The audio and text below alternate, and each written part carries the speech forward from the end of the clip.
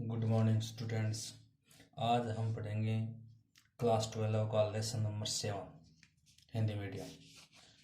आपने लेसन का नाम है वाष्पोत्सर्जन। वाष्पोत्सर्जन का अगर आप संधि विच्छेद करके देखें तो जल का वाष्प के रूप में उड़ना ही क्या कहलाता है? वाष्पोत्सर्जन। जैसे ही सूर्य उदय होता है, जैसे ही सनलाइट गिरती है तो इसके जो लीव्स होती है, जो पत्तियां होती हैं, उन पर छोटे छोटे इसके अंदर छिद्र होते हैं जिन्हें क्या बोलते हैं? रंध्र बोलते हैं। इन रंध्रों से ही जल का वाष्प के रूप में उड़ना ही क्या कहलाता है? वाष्पोत्सर्जन कहलाता है। जल का वाष्प के रूप में उड़ना ही वाष्पोत्सर्जन कहलाता है।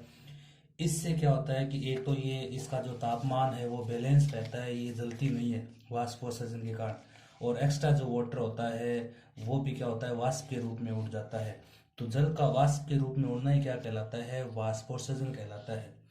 अगर जल बूंदों के रूप में निकले तब क्या बोलते हैं? बिंदु स्राव कहते हैं। क्या कहते हैं? बिंदु स्राव। तो वाष्पोत्सर्जन कितने प्रकार का होता है? वाष्पोत्सर्जन 3 प्रकार का होता है, मेन याद रखना है। रंध्रीय वाष्पोत्सर्जन, उपत्वचीय वाष्पोत्सर्जन या वातरंध्रीय वाष्पोत्सर्जन। Type of transpiration, stomatal transpiration, cuticular transpiration, lenticular transpiration.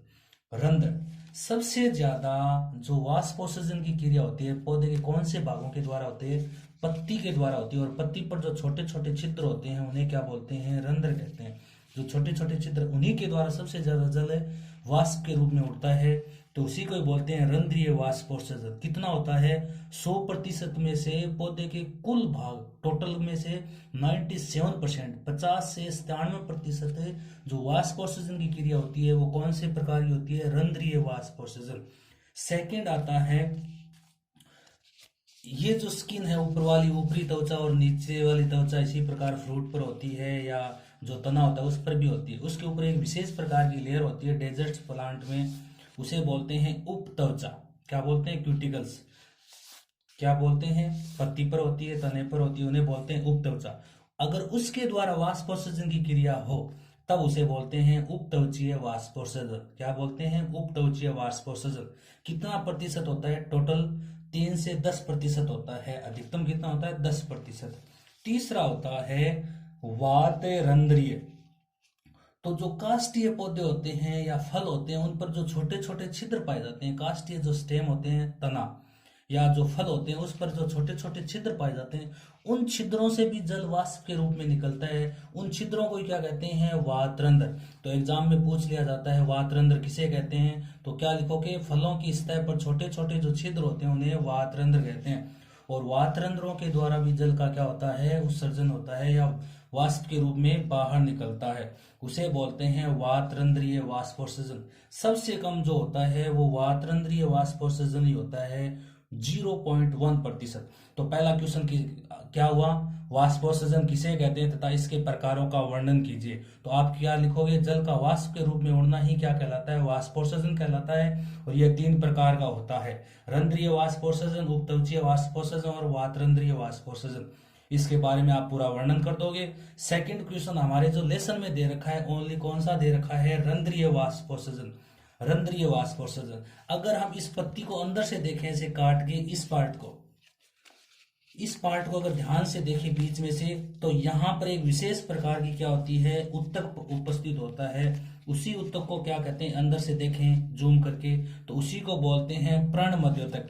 ऊपर वाली को तो बोलते हैं अधिचरम, तो ऊपरी अधिचरम, और नीचे वाली पत्ती की नीचे वाली अधिचरम अपर लेयर और लोअर लेयर सरफेस हो गई है। इसके बीच में जो विशेष प्रकार का उत्तक प्रेजेंट होता है उसे प्रणमध्योतक। अब जो द्विबीजपत्री पादप होते हैं उसमें प्रणमध्योतक 2 प्रकार का होता है, खंभ और स्पंजी। तो खंभ मृदुतक और स्पंजी मृदुतक। अब अगर देखें रंध्रों की उपस्थिति के आधार पर देखें तो पत्तियां 3 प्रकार की होती हैं। ऐसी पत्तियां जिन पर एक तरफ ही रंध्र हो, ऊपर हो, ऐसी पत्तियां जिनमें नीचे रंध्र हो, ऐसी पत्तियां जिस पर दोनों तरफ रंध्र हो। तो इस आधार पर 3 प्रकार की पत्तियां होती हैं। पहला प्रकार है अधोरंध्री पत्ती। अधो का अर्थ होता है ऐसी पत्तियां जिसमें केवल नीचे वाली सरफेस पर, इस पर नहीं, केवल नीचे वाले यहां पर रंध्र पाए जाते हैं, उन्हें बोलते हैं अधोरंध्री पत्ती कहते हैं। और ऐसी पत्तियां कौन से में मिलती हैं? सेव में मिलती हैं। तो इसको क्या बोल दिया? एप्पल टाइप भी बोल दिया या सेव प्रकार की बोल दिया। अगर और भी एग्जाम्पल लिखना हो तो आपको द्विबीजपत्री लिखना है। क्या लिखना है? द्विबीजपत्री। तो ये हो गया किसका प्रकार है? पहला प्रकार हो गया अधोरंध्री। अधोरंध्री में क्या लिखना है? रंध्र किधर होते हैं? निचली स्तर पर। और एग्जाम्पल सेव, तो इन्हें अधोरंध्री को सेव प्रकार की पत्तियां भी कहते हैं। और एग्जाम्पल हो गया द्विबीजपत्री पादप। दूसरा है उभय। उभय का अर्थ होता है दोनों तरफ रंध्र पाए जाते हैं। तो एग्जाम्पल हो गया जई, तो नाम सुना होगा ज्वार, जई। तो जई प्रकार के पौधों में ये विशेष मिलती हैं। एक बीजपत्री पादप इसके उदाहरण है। तीसरा है अधि। अधि का अर्थ के ऊपरी रंध्र पाए जाते हैं, नीचे रंध्र नहीं पाए जाते हैं। तो ऐसी पत्तियां किसमें मिलती हैं? जलीय पादपों में। और इसे वाटर लिली नाम सुना होगा, लिली या कुमुदिनी प्रकार की पत्तियां भी कहते हैं। तो रंध्रों के आधार पर पत्तियां कितने प्रकार की होती हैं? 3 प्रकार की होती है। कितने प्रकार की? 3 प्रकार की। अधोरंध्री, अधिरंध्री और उभयरंध्री। तीनों के एग्जाम्पल क्या है? अधो का है द्विबीजपत्री, अधिरंध्री का है जलीय पादप और उभय का है एक बीजपत्री। अब चलते हैं संरचना में। किसकी संरचना में? रंध्रों की संरचना।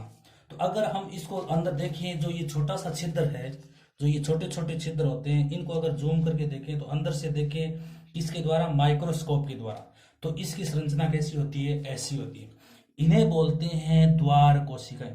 रंध्र की संरचना कैसी होती है? किडनी के टाइप की होती है, जिन्हें हिंदी में बोलते हैं वृक्काकार होती है। 2 होते हैं, एक इधर एक इधर। इसके चारों तरफ ये तो हो गई, इनको बोलते हैं द्वार कोशिकाएं। इनके चारों तरफ ये होती है, इनको बोलते हैं सहायक कोशिकाएं। अब इन्हीं पर द्वार कोशिकाओं में जब पानी भर जाता है तो ये फूल जाती हैं और थोड़ी सी खिंचाव आ जाता है, तो बीच में जगह हो जाती है, तो उन्हें बोलते हैं रंध्र का खुलना। जब द्वार कोशिकाओं से पानी वापस किस में चला जाता है? सहायक कोशिकाओं में, तब रंध्र बंद हो जाते हैं। तो जब ये द्वार कोशिकाएं फूल जाती हैं तब तो बोलते हैं सलथ, और जब वापस हो जाती है तो बोलते हैं फ्लैसिड या पिचकी हुई। अब चलते हैं इसकी संरचना में। सबसे पहले 2 द्वार कोशिकाएं होती हैं। द्वार कोशिकाओं को चारों तरफ से घेरे हुए कौन सी होती हैं? सहायक कोशिकाएं होती हैं। द्वार कोशिकाओं में पानी भरने और वो बाहर निकलने से क्या होते हैं? रंध्र फूलते हैं, रंध्र खुलते हैं और बंद होते हैं।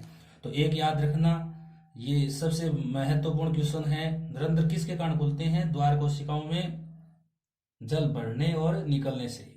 और वो सलथ